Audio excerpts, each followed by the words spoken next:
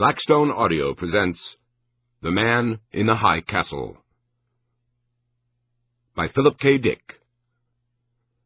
To my wife, Tessa, and my son, Christopher, with great and awful love.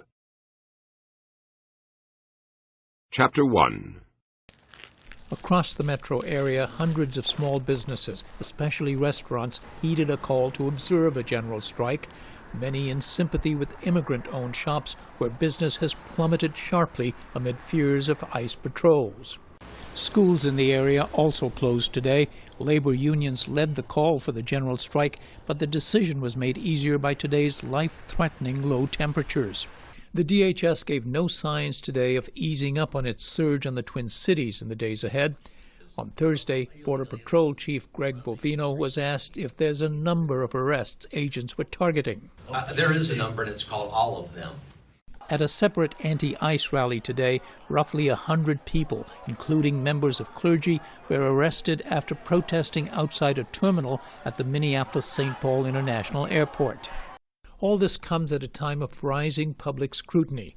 ICE officers detained a 5-year-old boy on Tuesday during an immigration enforcement operation. At a press conference today, Marcos Charles, the head of ICE's deportation branch, said the boy was being cared for. We do everything in our power not to separate families. So they took him back together to Minneapolis, here to the city, to the ICE facility for processing, and now they are being well cared for at a family residential center. This is what community looks like. On Thursday, 3 prominent civic activists were arrested after an anti-ICE protest at a St. Paul church. The White House later posted an AI-manipulated image of one woman to its social media account. When asked about the image, Kaylin Dorr, the White House Deputy Communications Director, wrote, "Enforcement of the law will continue. The memes will continue."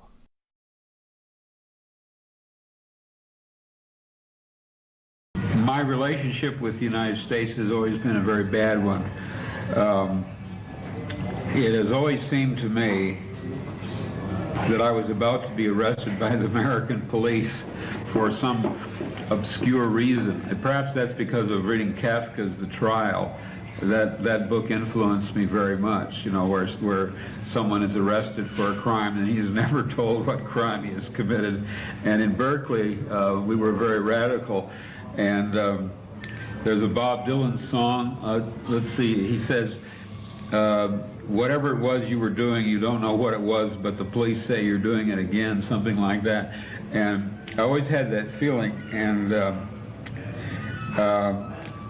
it was a symbol of my sense of alienation from my own country's culture.